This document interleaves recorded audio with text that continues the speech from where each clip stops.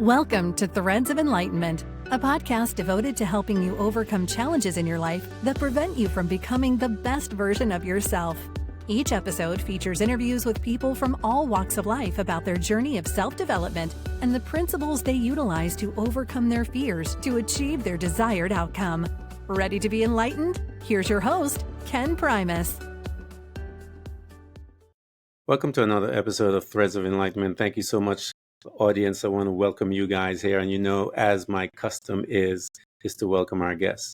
And to welcome them because I know they're coming with a couple of things that I deem very expensive. Their time, what a precious commodity has been offered to every single soul that has been laid to this planet and arrived here. How we utilize and understand the value of that time is going to tell us much about you. As if you learn to love her, respect her, man, I'm telling you, your relationship changes. Everything changes as you understand the value of time. The other is the journey. The journey is a powerful creator. And Kerie is here to share both of these very expensive stuff. And we want to honor her and say thank you for coming and giving us the opportunity to engage with you. Because we know from your journey, you gained a couple of things that we want access to. That is your wisdom, your knowledge, and your insights.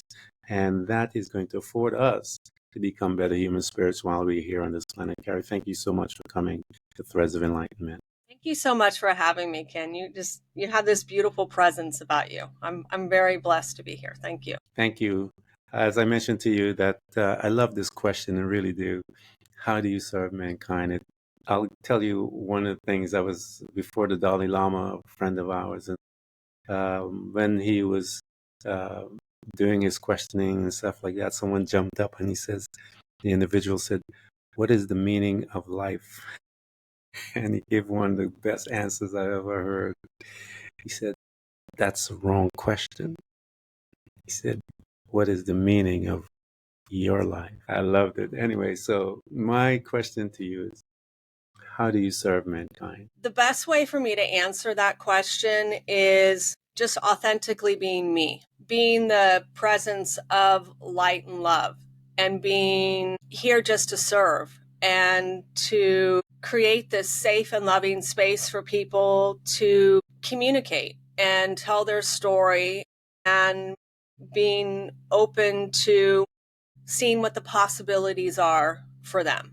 Because everyone, I like to say, we can have several different forks in the road before us, but which path do you want to take, and which is going to be the highest and the best path for you to take? Because we always have extended amount of choices, and different opportunities. And each one of those, I like to say, offers a gift to us. It could be a gift of being set free, a gift of enlightenment, a gift of forgiveness, a gift of, let's say, self-love, self-compassion, self-acceptance. There's lots of paths, and I'm just here to hold that space for people and explore.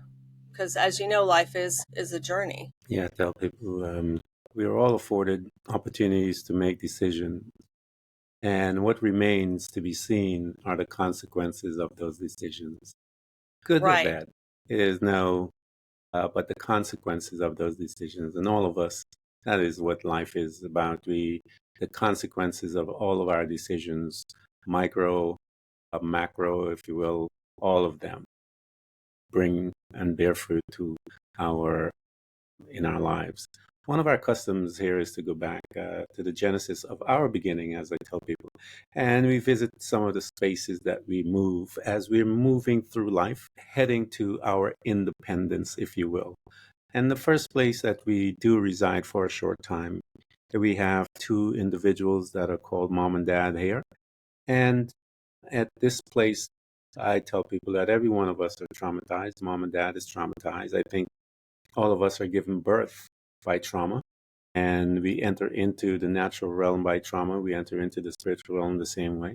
But these two individuals, Kerie, are going to deposit information into you and I that will begin to form us. What was your family like? So for me growing up, I will say it was a definitely bumpy road. And the better way to put it is I grew up in a toxic home walking on eggshells. And it taught me a lot. As, before we, hit record, I was totally an observer of life, observer of people, and taking in information. And so that was, how can I put it? I always felt like I was a square peg trying to be put into a round hole, and it just wouldn't fit. And I would say that I always felt like I definitely was the black sheep in the family, because I was not willing to conform. And I didn't like the way that people treated each other, is a better way to put it. And so it taught me a lot of compassion and a lot of forgiveness. And yeah, I'd say it paved a lot of my journey now in helping people, let's say, with mental health issues, because a lot of us people, they struggle with anxiety, they struggle with depression, they struggle with fear. Some people are even egotistical. To me, to truly be of service, you have to be able to communicate and still hold that sacred, loving space, even for those people that you think they're a monster, they're evil, they can't change. But I have worked with people that have had those situations, that grew up in abusive homes, and seen their lives transformed. And they just really needed someone to accept them for who they are and not judge them, and just hold this loving space of I call open heart communication, and let's explore. So for me, growing up, it was very, very, very challenging. I never fit in. Even in high school, I never, ever fit in. But I get it. I get why I wasn't supposed to. I mean, I fully understand. What was your relationship like? You said you didn't fit in high school. What was your relationship like that made you not fit in, especially with those outside of the family? Well, the best way to put it is, we weren't poor, but we weren't rich. And for me to go to school, it was either I take the bus or it was an hour walk to high school. And where my high school is very rich community. I mean, when kids turn 16, their parents bought them a new BMW or a Mercedes. They gave them a gas card. Everyone was very preppy back then, very, very superficial. And that wasn't me. And so I became friends with what you would call the misfit kids or the outcasts, because they were nicer. They were more accepting. They were sweeter. And it was interesting because there was one boy, and I'm still friends with him on Facebook. His name was Victor, and he was not wealthy either. And I would always, after school, play soccer with him in the field. And we had so much fun. We just enjoyed each other. But when we went to high school, we never talked to each other. And he was on the football team, Letterman jacket, had very, very popular, had all these friends. And he said to me, probably like 20 years ago, he said to me, why did we never talk in high school? Why weren't we friends in high school, but we were like best friends out of high school? Why? And I told him I wasn't going to conform. I wasn't going to mask and pretend to be someone that I wasn't. And I said, you wanted to be popular so bad. You wanted to be liked so bad. I didn't need their approval. I didn't need their recognition or their validation. I was good enough the way that I was. And so I accepted them for who they were, and I accepted me. And some of those people couldn't accept me for who I was, but that doesn't matter. It doesn't matter at all. And that was rather shocking for him to hear me say that, no, I wasn't going to mask. I wasn't going to pretend. I wasn't going to conform and try to win someone over when I didn't like them anyway. I didn't like the way they treated other people. I didn't like how they talked to other people. And some of them were just mean. And it's weird because I did go to my 20-year high school reunion, And a lot of people didn't even know who I was. And the funny part was, I think it was for like 3 days. On the third day, we were at this saying goodbye to everyone, and we were at a park. And these girls came up to me and said, I don't think you went to our high school. We don't believe you. We want you to pick out who you are in this yearbook. And when I picked it out and I pointed to my picture and I said, that's me. And one of the girls was like, I remember you. And I said, yeah. And I didn't like you either. And I still don't like you. But yeah, that was me. So that was kind of the school that I went to.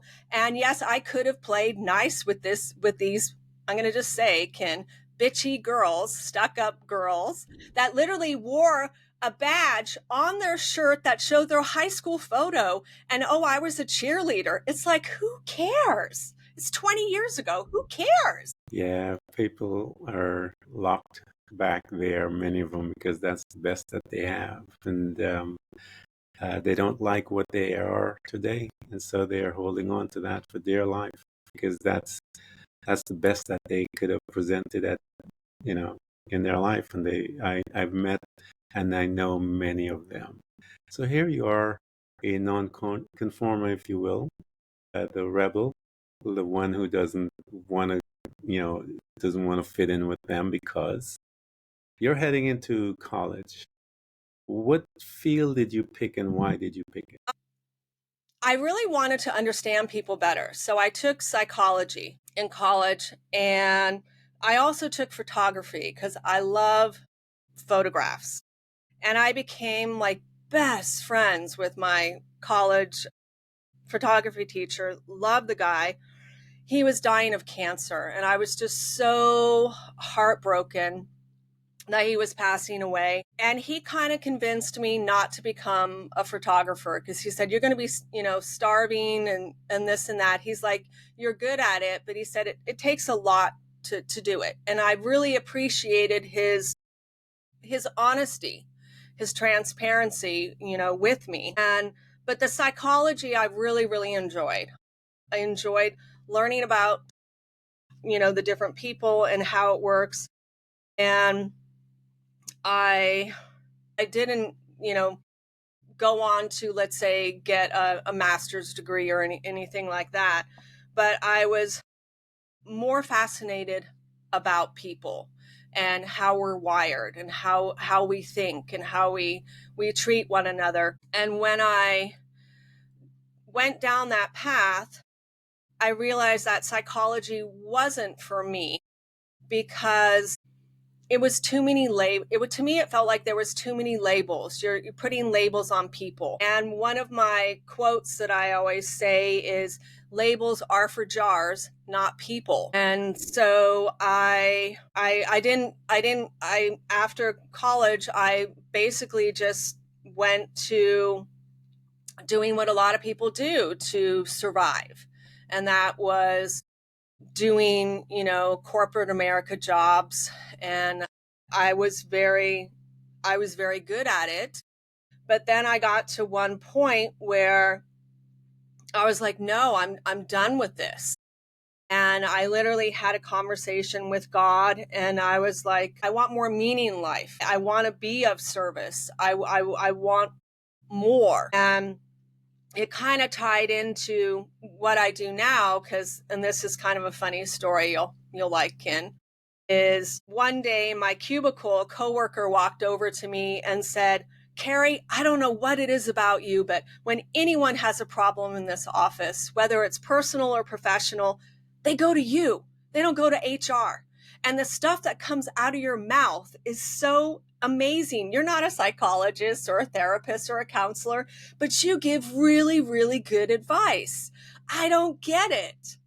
And that always, stuck with me, because I thoroughly did enjoy hearing things that people were, struggling with. And let's find a positive solution to give you peace of mind, to get you back on the right path, instead of, let's say, feeling sorry for yourself or being stuck. And that was sort of like a little calling for me. And I'll kind of jump ahead, Ken, and share the story, because I am a hypnotherapist. I've been one for a little over 20 years. I've been voted the best for the past 14 consecutive years. And there was a point in my life where after I was doing the grief support, the economy was really bad because of 9/11 that happened. And I went to a friend that gave me a reading, and she said, you've completed everything you need to do here, in the state of Oregon. You're going to move back to California, and the perfect job is waiting there for you. What you're meant to do is waiting there for you. And like most people, I was like, I can't afford to move back to the Bay Area. I'm a single mom. I just can't afford to do it. And she said, no, this is what you're meant to do. And this job is literally going to be handed to you. And there is a YouTube video all about this. So like most people, I fought it. And I was about to become homeless. I literally was. I ran out of my second round of unemployment benefits. The state could only help me put my stuff in storage. And I was going to be homeless with my daughter. And I was not going to do that. And so I called a family friend in the Sacramento area and I said, can I stay with you guys and look for work? And she said, sure. So I took the state's offer, put my stuff in storage. And a week later, I got a phone call from this gentleman that said, I'd love to see you. Can you come meet me at this address? I want to interview you. And I was like, sure. And they didn't say anything about hypnosis. They just said they wanted someone that wanted to make a positive difference in this world and had sales and marketing experience. So I end up going there, and it was Positive Changes Hypnosis. And it was a franchise, and they had about, I think, 65 different centers across the United States.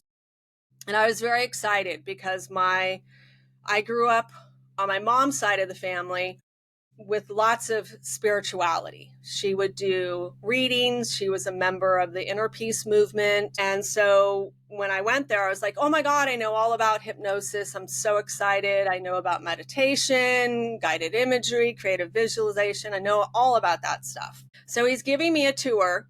And when we sit in the conference room, I had this thick inch binder. And I said, hey, do you want to see my portfolio? And he's like, nope. I already knew I was going to hire you the minute I read your resume. You've got the job. We'll just talk about vacation, pay, all. He's like, no, it's yours. So she nailed that. She was right about that. And the cool thing is the center wanted everyone to be tested. And this is the funny part, tested to see where their skills are best utilized. And so they had me do this test. And what was funny is I failed at sales and marketing, but when it came to be a hypnotherapist, they said, you got the highest score anyone's ever gotten. We would have been pounding on your door saying, we want to hire you. We want to hire you. And I was like, are you serious? But they were, yes, they were correct. And I shined at that job. Oh my God.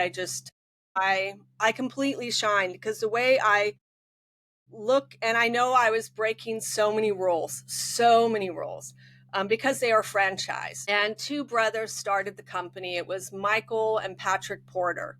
And my district manager was Michael. And when he learned about my spiritual side, he said, oh, that was the cherry on top. He's like, I've met hundreds of hypnotherapists, but there's something about you that's different.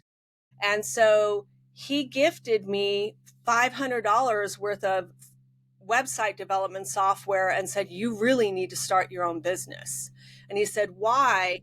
He's like, you are going to get in trouble eventually because we're a franchise. So when you go to McDonald's, you expect the same exact burger every single time. But you're like, oh, I got this secret sauce that's perfect for you. You're going to love it. Because I wasn't doing just straight hypnotherapy. I was weaving in guided imagery. I was weaving in parts of meditation process. I was also channeling, and I would connect to the person and to the universe, and whatever wanted to flow through me, I would say. And the stuff that came out of my mouth was just profound because it's personal just for you. And so here's the real kicker. I got an award before I left for the best coach of the year with them. And the day before Thanksgiving, I got in a disagreement with the owner's sister. She was a receptionist. And I I felt she was trying to get me fired. So I went to my manager and I said, hey, I think she's trying to get me fired. She said, actually, she is. And here's your final paycheck. And I was like, wait a minute. You guys just gave me an award this year. I got 3 months of clients booked with you. I'm the best one here. I don't get this. And she said, she's family and you're not. So you got to go. Single mom, day before Thanksgiving. So I went home and I was like, God, if this is my calling, this is what I'm meant to do. Everyone says this is what I'm meant to do. And I know it's what I'm meant to do. Give me a sign that is so clear I can't mistake it, because I love what I do and I want to continue doing it. And so after I had my conversation with God and praying, I called that woman that got me fired and I left her a voicemail and I thanked her for firing me. And I said, one day I'm going to look back at this as a blessing in disguise. So thank you. And so the next day, a client that is still a friend came over for Thanksgiving and she had a card and she said, I feel so bad about what happened. I don't know why they did this to you, but I've been sitting on this nest egg and I want to give it to you. No strings attached. Inside the Thanksgiving card was a check for $10,000. And she said, I want you to start your business. And when I told Michael Porter what happened, he said, well, Kerie, you were so dedicated to us, the universe had to kick you in the butt to get you out because you would not have willingly left on your own. And he's completely true. And so that was, just one beautiful example. And now I help people all over the globe. And it's just a beautiful thing to be of service on a much wider platform. Talk to us, Kerie, because as you said, you are something different from the hypnosis to the spirituality piece.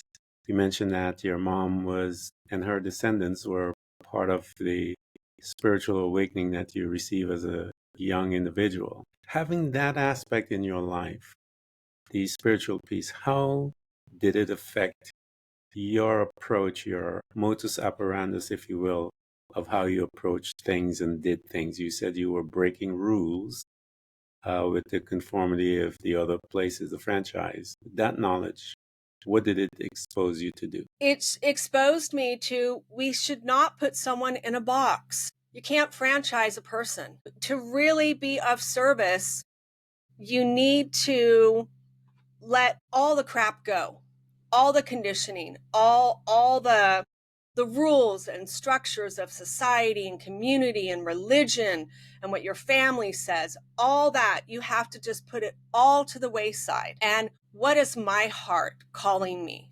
What is my spirit? What does my soul want? Not what everyone else thinks I should do or be. What is calling me? And to me, I think that's the most beautiful gift, is when you meet someone that is so stuck and so confused and just trying to find their way. I call out of the darkness, because my nickname's the pinhole of light. And that's the way I kind of look at it, is I take this flashlight into your darkness and I see where you're stuck and I listen. I just channel and I listen. Either I will hear what you need, what's going on. I will sometimes see what's going on, or I could feel in my body what's going on with you, where you're holding that pain, where it's stuck in your energy field. And I like to say, here's the best analogy I can give, is imagine a room full of light and you put a pinhole of darkness. You won't see it. But if the room is dark and you create a pinhole of light, it can illuminate the whole room and you can find your way out. And so that's the real premise, is creating that pinhole of light in their consciousness, in their awareness, where then they have a choice. Do I want to step out that door, or do I want to stay hidden in the shadows? But what do I want to do? And sometimes it's connecting with that inner child, those wounded, fragmented parts of them, and let's have a conversation and let's become whole again. It's sort of like, and that's my specialty, is parts therapy. It's inner child work. It's really connecting to those scared, wounded parts of ourselves. And instead of being an authoritarian parent and yelling at them and telling them, shut up, leave me alone, go to your room, being a nurturing, loving parent. And I did this with a 16-year-old boy where I was just like, every time you hear that voice in your head and you don't like it, you're being 100 times worse than your dad. You need to be like your mom, who I know is nurturing and caring. And you need to say, hey, we need to calm down, buddy. Because when we get angry, bad things happen. And I love you and I care about you. And I want us to be calmer, more relaxed. Let's just get centered. Let's breathe. And he said the more that he did that, the calmer that voice got and the less volume it had. And I said, because you're looking at it as a problem I need to fix instead of this is an opportunity for transformation and healing. What do you want? Do you want to heal and transform your life, or do you want to fix it? Because fixing it is looking at it as a problem, and it's not a problem. It's an opportunity. Our perspective, I remember I used to teach my kids, your perspective on the situation is what keeps you in the situation or gives you the freedom out of it. And so the choice then we need to understand is, do we want out of the situation or we just want to be in it? Some people love the drama and they will choose the drama versus the changing of perspective. I've seen both. But I told my kids, the ones who choose to change their perspective, they have the ability to create what they want from out of that situation. And it's your choice. And that's why I asked you that question, because I wanted to see being open to the spiritual part of your family. It affects you, affects me, it affects us. And it causes us to be aware of certain things that others will not, if they're not open to it at a younger age. And it gives us the opportunity to engage in lots of things that I tell people, like angels and different beings, because I mentioned to them that I believe that these beings, these dimensions, are all governed by different speeds that we are, because I believe they're um, all of these things around us, but they're moving at a different rate of speed, and we can't see them. But a lot of kids are able to see an angel, see different beings all around us, except they slow down for some people and they allow them to engage. And so when one is open to the spiritual realm as a young one, they tend to do a lot of different things. Those that are not are sensitive to that because they're familiar, if you will, that there is another dimension, there's other beings that are around us. And so it's really fascinating to watch those two groups as one embark in life and how they think about each and how they approach life, if you will.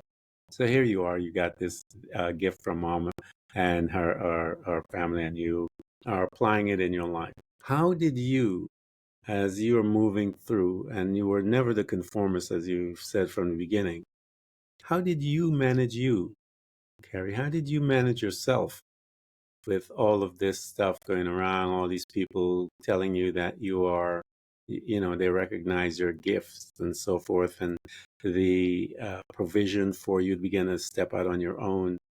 How were you dealing with you as all of this stuff is happening to you? I think if I go back and I reflect, I was more really listening to that inner voice inside of me and what's going to bring me happiness and what's going to bring me peace of mind. I have to say, it was challenging because I always knew I was a bit different. Yeah. I always knew I was a bit different, and that's okay. It's completely okay. I would just have to say that it took a lot of self-reflection. Like, I started working on myself when I think I was like 10 years old. and wanted to go to a therapist, a counselor, and talk about some of the dysfunctional things that were happening in my household. And not many kids do that. Not many teenagers do that. I could have some conversations with my mom, but she had her own stuff that she was dealing with.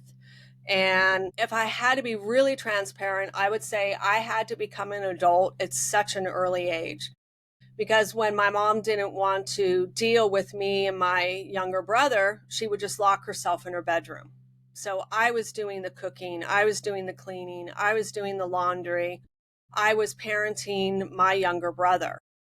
Sometimes I'd go shopping and have to get food. I started working when I was 14 years old. I lied and said I was 17 and I got a job at Burger King. I was working there full time and I was going to high school. I mean, I was babysitting when I was younger. And I always thought this was fascinating too, that I was watching newborns, literally the youngest I ever watched was a kid that was just 1 week old. And the parents were having this seminar retreat in their house. And I am watching my best friend's, mothers or their sibling, and it's only a week old. And so the word just got out that, oh, she's great with kids. She's great with infants. And so one whole summer, I watched a whole kid during the whole summertime. And so I just had this presence of, let me take care of you. Let's have fun. Let's, be yourself. And it just kind of trickled, out. Wow. That's something else for a young individual to have.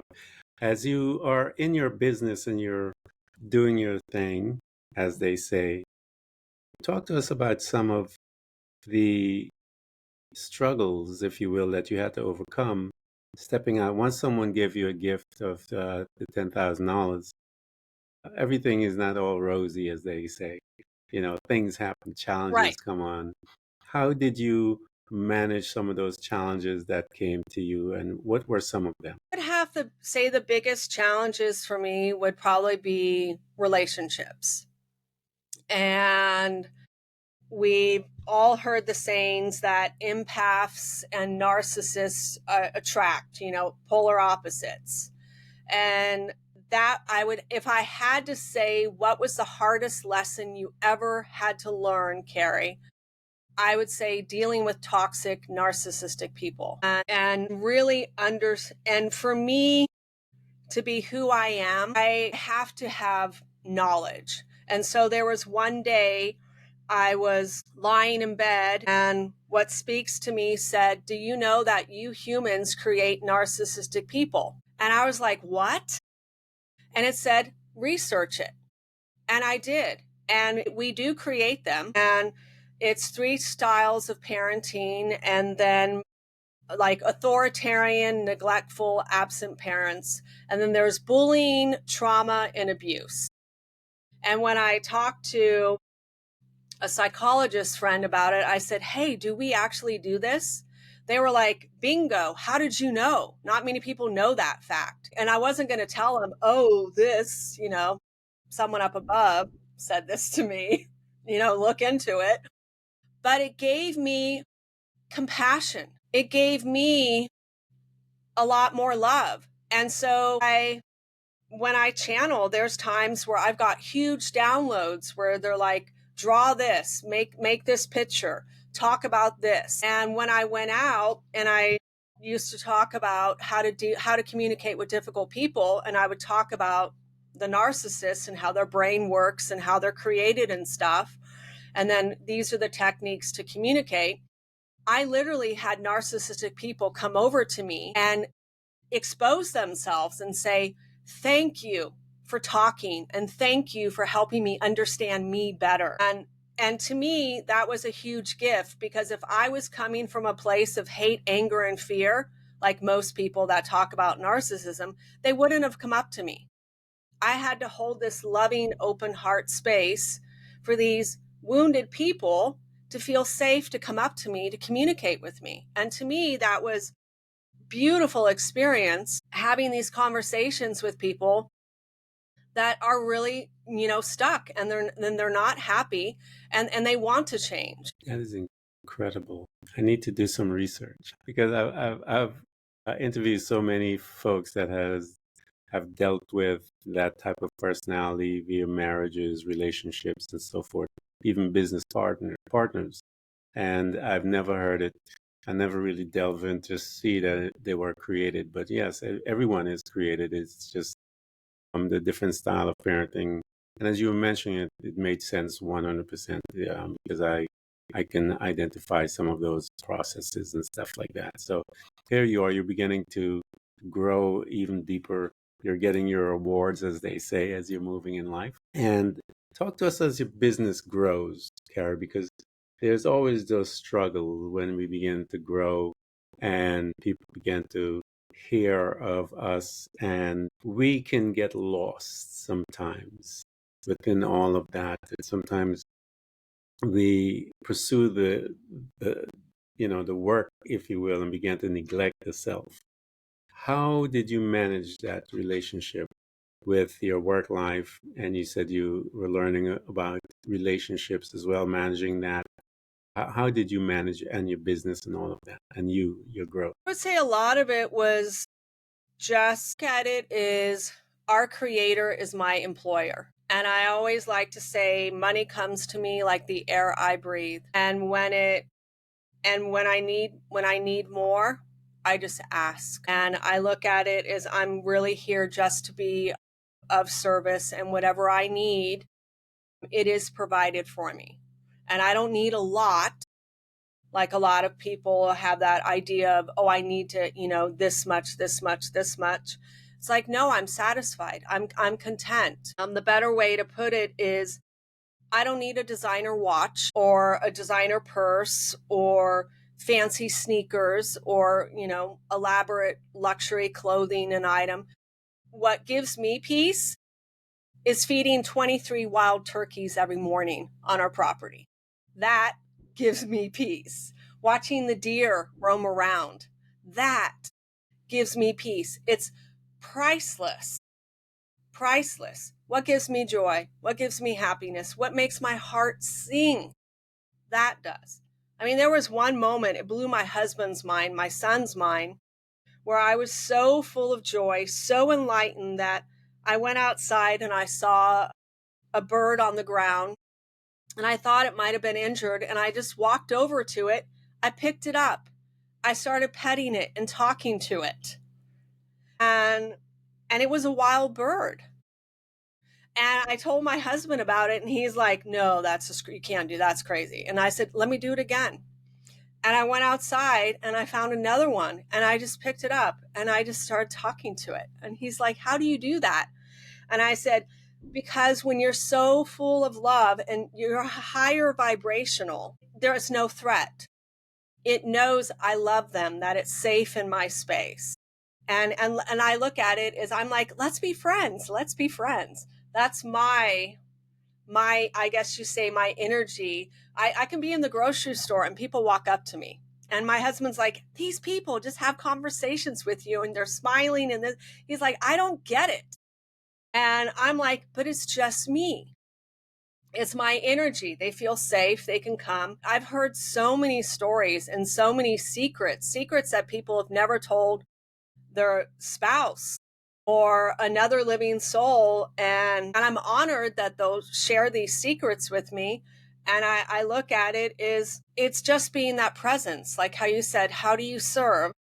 It's just by being me. It's just being that unconditional, joyful, happy, peaceful place of let's have fun, let's explore. It doesn't have to be scary. I think, and I've said this, my audience have heard me say this a million times. In the beginning, Karen, I believe we use the gift that we are gifted with. I believe we use it. And there is a point in time that it switches where the gifts begin to use us. And that's when we see people coming out from the woodwork as we're doing our thing. They are coming and coming. And sometimes you're like, how did that happen? You don't even know sometimes some of the things and how it came about, how did we switch back to this conversation? How did we get to this? It's because your gift is using you. Because, as I said, someone is there that we are not aware of in the natural realm, if you will, but the spiritual part of you knows and begins to use you to get that individual the cry that they have, because they're crying out just like we were, you know, and Yes. to be able to answer that cry that they have and usher them into some peace. And what they need is that trust. And so I believe that there's a point that the gifts begin to use us. And because we are obedient to the result of it and we have learned to surrender to it. And so it partners with us in a different way. Instead, we're reusing it, it uses us to get all the thing. And I think that's the piece that makes life even more adventurous and funny and rewarding, if you will.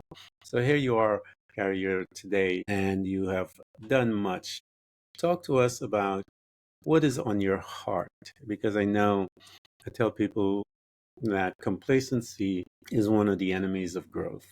When one is constantly surrendering and surrendering, they're also being taken sometimes to a different journey. And we've sensed it sometimes, and that unrest.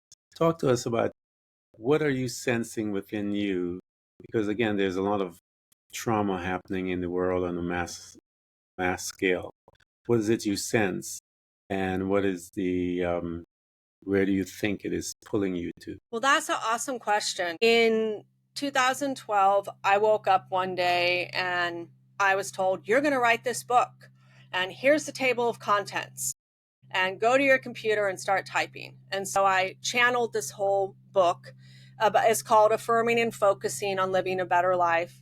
And when I got the section about emotions, I channeled a bunch of information where each emotion we have has an energetic set point. And I was told to look it up because science matched this information that I channeled, and it actually did. David Hawkins did the clinical studies of the map of human consciousness. And I was like, oh my God, this is golden. Does this guy know what he has discovered? But he died that same year. And so what Speaks to Me said, we want you to teach this with your clients. We want you to have everyone align to the vibration of love. Everyone align to it. Everyone align. And they told me to take that image and break, because there is an image of the map, clinical map of human consciousness online. I was told, take that image and break it into 3 sections. All the vibrations between 20 to 175 is 3D human consciousness. Baseline is 20 to 250, which is the first steps of 4D human consciousness, which is courage, neutrality, self-empowerment, increased self-esteem. It's where you are satisfied with life, you're content, you're feasible, flexible, permitting, you're not black and white anymore, you're not egotistical, you're just baseline. And so 4D human consciousness is from 200 to 500, which is the highest is love. It's 500. And then the 5D includes the 500 all the way up to 1,000, which is enlightenment. And when I worked with people on that, they had incredible results. I mean, just mind-blowing results, to where even a founder of an online life coaching website, when he got 100 coaches, he contacted me and he's like, there's something different about you and I don't know what it is, but I want to make you an offer. I would like you to coach me for 6 months on the way that you're doing this, and I will give you every client that comes in. And I said, okay, let's do this. And in 6 months, that guy did so well that he was able to put all his stuff in storage and travel the world with his wife. I mean, I helped him with money. I even coached his wife one time where I said, there's these 2 babies over here and they want to come in, but your work doesn't allow you to have kids. She was an accountant. And I said, so you need to decide, what does your heart want? Do you want this job more, or do you want a family? And now they have two beautiful kids. And so last year, I had a profound spiritual awakening, actually freaked the hell out of my husband, didn't know what was going on. And I was told, now you need to teach Master the Upper Rooms. That's what they wanted to call it. You're going to teach this to humanity, how to get out of the 3D human consciousness realm and up into 4D and 5D. And when you look at all the chaos that's happening in the world right now, it's because all those structures and systems and all the different matrix that create this energy, the vibrations, it's got to collapse. It's got to, for new ones to be born. So a lot of people that are stuck in that 3D world are having tantrums. Think of it this way. They're having, they're an adult in their body, but they're still immature up here in their head. And the universe is forcing them to evolve, forcing them to change, forcing them to grow. So it's hitting them home harder. And that's why a lot of people that I've talked to, because I have a podcast called Master the Upper Rooms, all these spiritual people are coming out of the closet and saying, here I am. And so I'm the same exact way. I wouldn't tell any of my clients that I channel or what I do. I mean, I even once worked with a Catholic nun, and at the end of our session, she was like, do you know God talks to you? And I was like, how do you know? And she said, because when I sat in your chair, everything you said and described, I saw 100%. It's like you were walking with me, holding my hand the whole time. And I said, I was. In my mind's eye, I was with you every step of the way, and I was walking with you. And why this nun came to see me is she tried working with the Catholic Church. She had PTSD. They couldn't help her. She tried to take her life, and then someone in the community told her about me. No, you got to go see this woman. You got to go see her. And in 2 sessions, her PTSD went away. And we became best friends. And that's the sad truth, Ken, is she had to hide her relationship with me from the church. Because if they knew what my gift was, they would think that, oh, it's the devil talking to her or something bad. And this woman called me her spiritual advisor. I mean, there's so many gifts we have that we've got to get out of our heads and back into our heart. Because she could have listened to the church. She could have, just ignored it all and been so unhappy. But it's like, no, we can meet someone and they totally transform your life. Yeah, 2025 is going to be something. It's the beginning. I believe it's a new paradigm that is about to be for us to walk into, and it begins there.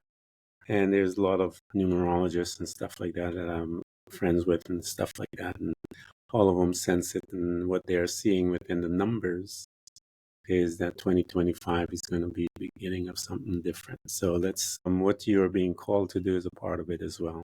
For those who are listening to our conversation, we're going to provide everything for you to get access to this beautiful, enlightened individual so that she can assist you, because most of us are stuck, and we are stuck based on that perception that we have, and that perception has kept you and I in a circular lifestyle for years, 10 years, 20 years, 30 years, and you don't see a way out. You're frustrated, you are at your wit's end is what terminology we usually use.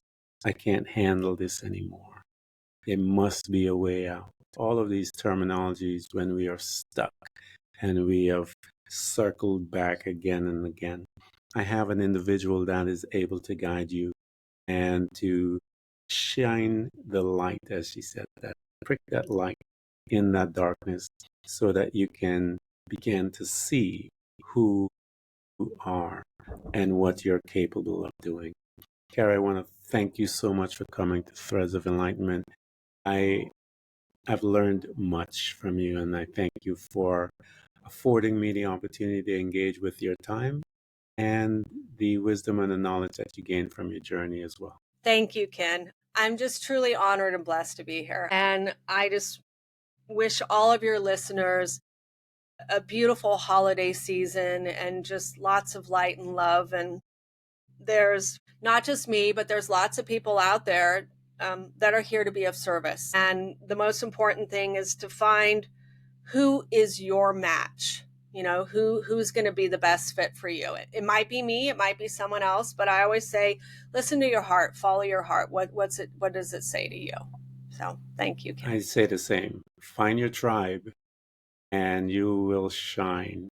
And and I tell people, I look at you, what you do and what people do. I said, find your guide. You need that guide. Some of them call them coach, but the coach, I like the terminology guide because that's all they can do is guide you. And you have to be ready to make that decision and move forward. And I use this example sometimes, Kerie. I grew up in a church and Jesus Christ was walking on the water, and not walking on the water, walking on the beach, on the shore. And the disciples, a couple of them are fishing. And he looks at them and he says, hey guys, come and follow me and I'll make you fishers of men. What a strange terminology. But it must say something about those fishermen. They were at a point in their time when they felt in their life that I need more. I need something different than what I'm doing currently. And that, whatever he said, I don't know what it says, but yeah, I'm going to head out that way. And so sometimes a guide will come, especially I'm talking to my listener, a guide will come and say to you, hey, it's over here. I see. And what'll happen is that Kerie will ask you a question, and that question will boom, and she will locate you as to where you're at. And then she'll be able to shine some light. And then you'll be able to rip that door apart, as they say, and come on out and see who you are. So just find your tribe and learn to become a disciple. Disciples change the world. Members fight for seats. So become a disciple. Kerie, thank you so much again for coming to Threads of Enlightenment. Thank you. Thank you, Ken. It's been a fabulous conversation. Thanks for tuning in to Threads of Enlightenment with Ken Primus. Hopefully you're now feeling more empowered to overcome the challenges in your life, whatever they may be. Share that inspiration with others by telling them about this podcast, rating it, and of course, remember to subscribe so you don't miss a single episode. For more connection, you can find us on Facebook and Instagram by searching for Threads of Enlightenment. Until next time, stay enlightened.